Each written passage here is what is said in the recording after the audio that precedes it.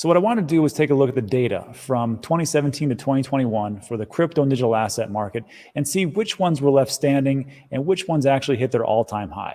And I got to tell you, when I went down this rabbit hole, it's really going to help you understand just how delicate and how difficult it actually is to hit those all-time highs. However, we're going to show you just how hard it is to actually lose.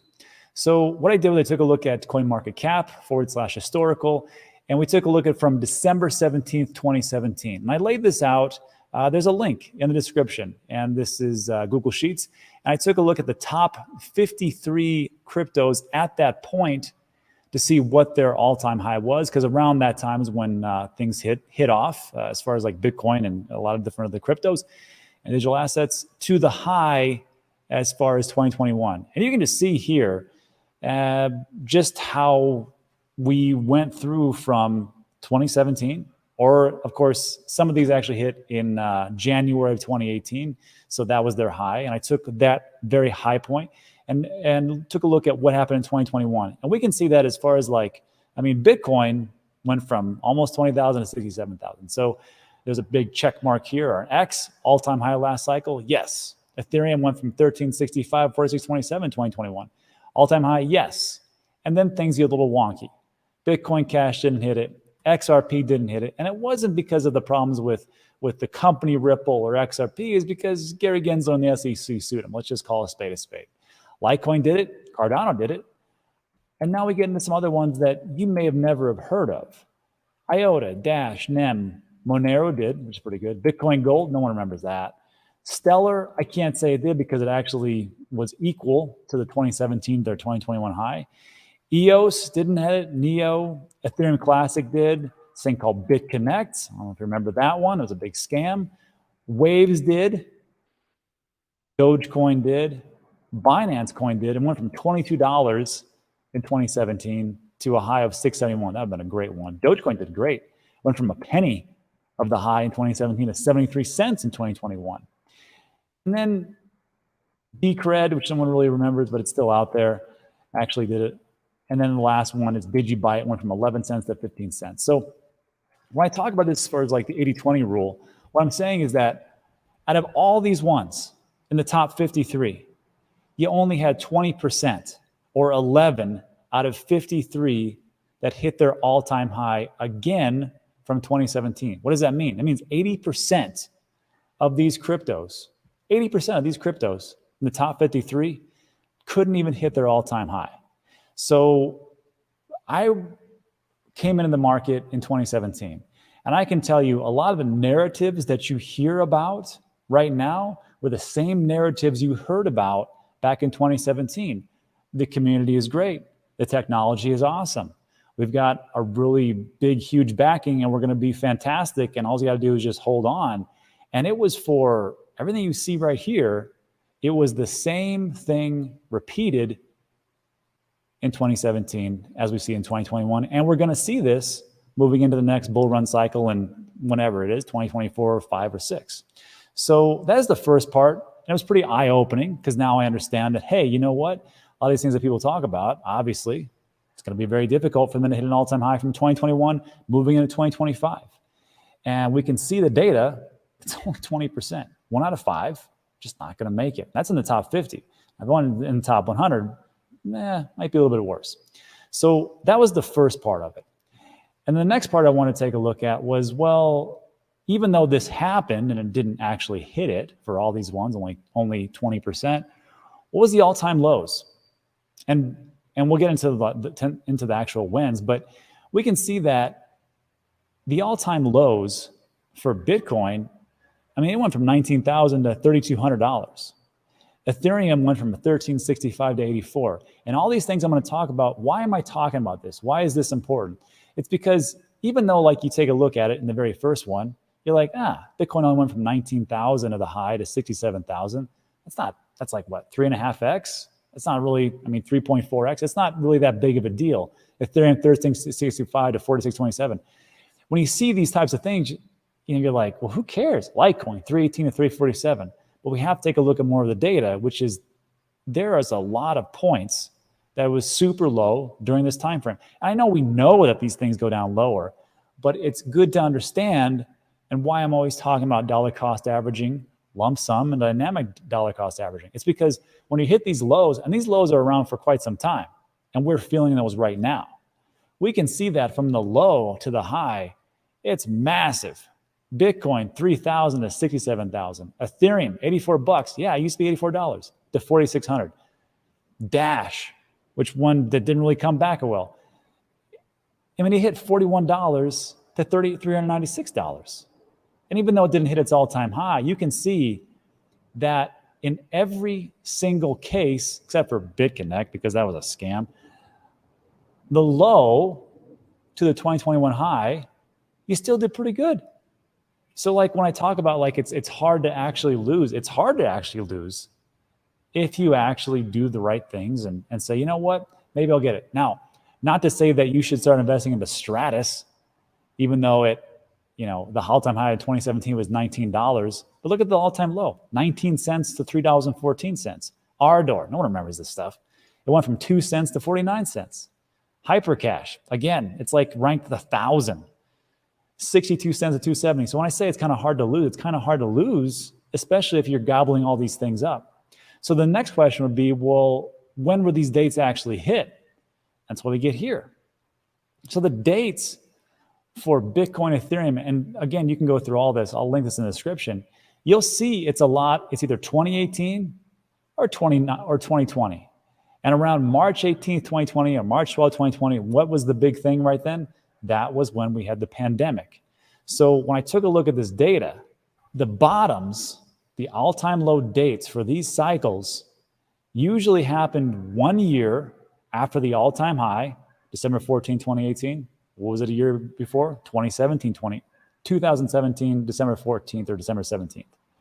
And in 2020, it was the pandemic. And most of the time, it wasn't that much of a difference between the 2020, the all-time low, and the 2018 all-time low. So you had a lot of time to use this as an opportunity to dollar cost average, get your cost basis a little bit lower, and then really crush it when the bull market came. But the big thing was, did you know when to sell? Also, the big thing I want to take a look at was the all-time low. Was this actually before the halving, which we had a Bitcoin halving on May 11th, 2020? Was this all-time low before the Bitcoin halving? Because right now, we're in September going into October. And I know a lot of people are kind of concerned about some things. We're going to go over what's going to happen potentially moving forward, especially when we talk about money printing and recessions and just hard landing and soft landing. Don't worry, we're going with that stuff. But the question I had was, the all-time low, would this be a good time to dollar cost average, to lump sum, to dynamic DCA as well? And the all-time low before the halving, the last one, the only two was Vertasium, which they went to court with the SEC for fraud in August of 2019. And even though they went to court, their low for Vertasium, it was $2.49 on September 22nd, 2020, a year after they got into their quarrel with the SEC. And the all-time high in 2021 was $181. So I don't know where it could have been without that, but it's just something to really consider. And then Salt was the ones that I'm always talking about as far as like, are things going to come back? I always say it's a dash of Salt. 2 out of 53. So the halving is coming up in 2024, roughly around April, I believe. And when that happens, we should, if we're taking a look at historically, should have seen all the all-time lows. So it's just something to consider about, like if you're thinking to yourself, should I stay on the sidelines? Should I lump sum? Should I DCA? Something for you to consider. I can't tell you what to do. I personally, right now, I'm dollar cost averaging every single day. But the next thing that I thought about was this. Well, even though we have all this stuff that's going on, how many of these different projects just came out of nowhere for the last cycle for 2017 and became the darlings and skyrocketed to the top? Well, guess what? For 2017, the ones that came out of nowhere, they started in 2017, and this is just the data that I pulled from CoinMarketCap. This is the first data points that I can find. For Bitcoin Cash was 2017. So that was one of them. Cardano, 2017 was the first data point. That was created in 2017. IOTA, so on and so forth. So the question then is, well, how many of these came out of nowhere and became the darlings of the cycle? Guess how many? 20 out of 53. That's 40%. So even if you were beforehand and you were in 2015, 2016, these projects, these crazy wacky ones, Electroneum, Obite, 10X, Komodo, Salt, they came out of nowhere in 2017 and were massively huge gains. Now, in 2021, you know how many were actually created in 2021 out of the top 50? 3, ICP, Internet Computer Protocol, and Flow. Near almost made it. It was created in December of 2020, not 2021, but it's a little bit different moving forward. So we can take a look at that and why is that important? And also it comes down to this. Out of all these new ones that were created, Bitcoin Cash, Cardano, IOTA, Bitcoin Gold, EOS, how many of these that came out in 2017 were actually ones that hit their all-time highs? You know, out of these 20, only 2 actually hit their all-time high. And those were Cardano, which you can see here, 2017 it came out, and it hit it right here, and Binance Coin, 2017, and over here, all-time high. So don't be enchanted by the next shiny object that's coming out, because as time has moved forward, it looks like a lot of these different projects that have been around for quite some time have done some of the best. And it's up to you to decide what that actually is.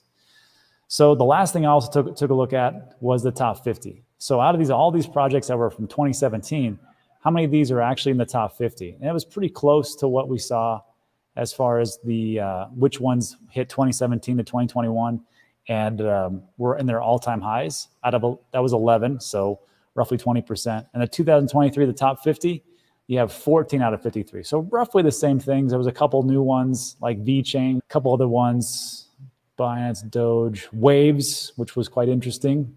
It was there. Tron didn't hit its all-time high, but it actually is in the top 50. I think it's doing really well because of their stable coins and things they're doing. And Stellar, it's only top 50, even though it 66 cents in 2021 and so on and so forth in 2017. So these are the things to take a look at. 80-20 rule is in effect. Just be careful out there. And then lastly, just to talk about it, 80-20 rule was actually something that we used in my exit strategy for the last cycle. And there's a link in the description. I've had these up since 2021, as a matter. Actually, since 2020, I believe it was. I created this. And it didn't do too bad. What the 80-20 rule here was, I was going to sell 80% of my crypto, and 20% I would just hold on to for whatever happened. And I had a price predictions. I don't do those anymore because they're kind of silly. I usually just look for indicators. And again, link in the description for when I'm going to sell 80% of my crypto for this next one. Mostly just indicators, MVRVZ score, bicycle top, NUPL, time and wristbands, 2-year MA, pro multiple, and reserve risk. And of course, you can find this over at, of course, the video itself, there's a link in the description, but you can also find this on Dan Teaches Crypto, 100% free website. And now, the thing with this is that 80-20 rule worked out pretty well. And these were my predictions. Some came to fruition and some didn't. It doesn't matter how much you get right. It just gets something right. You don't have to be perfection. No one's going to be perfection in this game. That's for darn sure. Like, look at this one. Ethereum, I thought would go to 10,000. Didn't even come close. So my price points were 2,000, 5,000, 7, 9, and 10. Thankfully, I was able to sell about 20%. That's pretty much about it. But on other ones, it did pretty good, like Chainlink. Chainlink did quite well in the last cycle. And it was one that I invested in 2017 as well. I thought it would go up to, the strategy was maybe to $35. I actually hit $51 on May 9th, 2021. So sold 80%, kept 20. Bitcoin, again, another ones that didn't do so hot in my price predictions. I thought it would go to 250,000. Didn't even hit that. But it hit the first 60,000 and I sold, and everything was okay for there. Next one's a little better. EOS, I thought it would go to $30 potentially, but it actually went to 2022. And actually that was my my fourth highest points. And actually I sold at 13.27. Cardano, I thought I nailed this one. I thought it would go to $3, went to $2.97. So not too bad. And at $2.89, as it was my selling point. And Theta, well, I'm actually still holding onto, of course, I have 20% of all these things. I thought it would hit to $10 and actually hit 14. So worked out pretty well. So that was another 80-20 rule that I used over here. And then the big thing that people are saying right now is because they're like, well, Rob, this one's different. It's different because, the Fed is raising rates and we never went through that, and it's going to go through a recession. Potentially that is coming out and we've never gone through that. So how's it going to work out? Because it's going to be awful. It's going to go to zero. Wait. So the first things first, right now we're just coming into October of 2023. So next year will be the halving in April of 2024. And the consensus is potentially we'll hit a recession, whether that's soft or hard, at the end of this year or the first quarter of 2024. And you have to understand that with recessions, they average about 10 months. And this is from Statista, and we can see all the way going back from 2020. That was the shortest recession we ever had. That was only 2 months. And then in the 80s, it was 6, the 50s, 90s, 2001, dot-com era, you had 8, and then so on and so forth. The longest one we ever had was the Great Recession, which was 2007, 2009. But we average about 10 months. So let's just say that we hit it in the first quarter, which should be about March at the very end. So if we do this for 10 months, that'll take us to what? Roughly into 2025. What happens after that? Well, good stuff. Because also, remember, just because we have a recession, that's the economy. The economy is not the market. There are two different things. So we can see here that the recession recovery, this again from Statista, after 2009. And actually, they took a look at the Great Recession, the 80s, and the 90s, and 2001.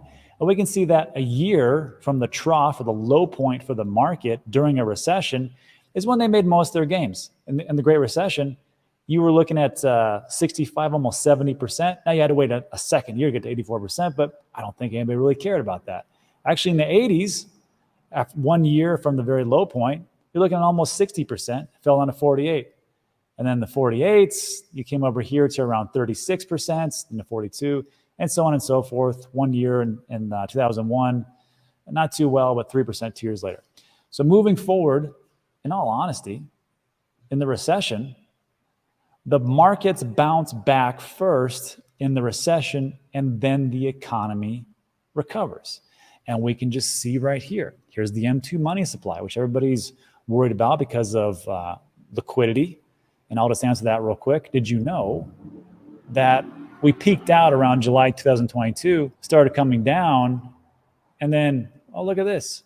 In May of 23, June of 23, and July 23, we started to actually increase. Money printers went on a little bit. But if we can see here, going all the way back to the 1970s, we can see that in the very first one here, that the market, this is the S&P 500, bottoms out in the middle of the recession, which is this gray part right here, and then it rebounds and lets the actual economy recover as it starts to do its thing. So that was just the very first one. We can also see that the same thing here in 1980s, when there was 2. We had the same deal. Market bottoms out, recovers. Market bottoms out here, recovers. Recession is still going on. This was in 82. If we take a look here, 1990, same thing. It bottoms out, market recovers. It didn't do that though here for the dot-com era. It actually bottomed out, came back up, and we had an issue with 2001 as things started to go down, but it did a little bit. And then moving into the Great Recession again, the market bottoms first, recovers, and then the economy recovers. So again, I know people are concerned about that, but remember, if it's all about timing, things are kind of going in the right direction. And that's it for today.